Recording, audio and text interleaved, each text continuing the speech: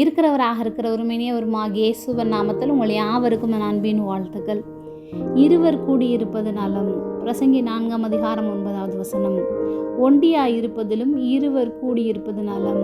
அவர்களுடைய பிரயாசத்தினால் அவர்களுக்கு நல்ல பலன் உண்டாகும். நாம் ஒண்டியாய் இருந்தாலும் தேவன் உடன் இருப்பார். இருவர் கூடியிருக்கும் போதும் தேவன் நம் நடுவில் இருக்கின்றார்.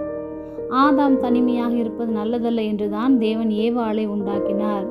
அநேக நேரங்களில் நாம் தனிமையாக பயணிக்க வேண்டிய சூழ்நிலையில் இருக்கிறோம். சிலர் யாக்கோபு போன்று குடும்பத்தை விட்டு தனியாக இருக்கும்போது தேவன் அவனை எப்படி சந்தித்தாரோ அதே போன்றுதான் நாமும் தேவனை நம் துணையாக எண்ணும் போது நாமும் அவரோடு உறவாட முடியும். எலியா தீர்க்கதரிசி 3 வருடம் மழை பெய்யாது என்று சொன்னபோது அதை கேட்டு இஸ்ரவேல் ராஜாவாகிய ஆகாபும் எசபேலும் அவனை கொல்ல வகை தேடினர். அதற்கு பயந்து ஜீவன் தப்பும்படி வனாந்திரத்தில் தனிமையாக இருந்தபோது பராமரிக்க யாரும் இல்லாத சூழ்நிலையில் காலையும் மாலையும் காகங்கள் அப்பமும் இறைச்சியும் கொண்டு தேவன் இயற்கைக்கு அப்பாற்பட்ட விதத்தில் எலியாவை பராமரித்தார். இயேசு கிறிஸ்து அடிக்கடி தனியாக ஜெபிக்க சென்றார். யாருக்காக? நமக்காக தான்.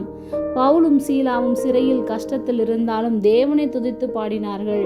அவர்கள் ஜெபித்த போது சங்கிலிகள் அவர்கள் கட்டுகளை தேவன் உடைத்தெறிந்தார்.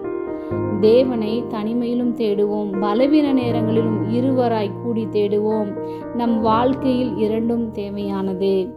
ஜெபம். அன்பின் பரம தகப்பனே, எப்பொழுதும் எங்களோடு கூட இருக்கிறவராகவே இருக்கிறவரே, இருவர் கூடியிருப்பது நலம் என்ற உம்முடைய வார்த்தையை எங்களுக்கு வெளிப்படுத்தினதற்காக நாங்கள் உமக்கு நன்றி செலுத்துகிறோம். இயேசுவின் நாமத்தில் பிதாவே, ஆமென்.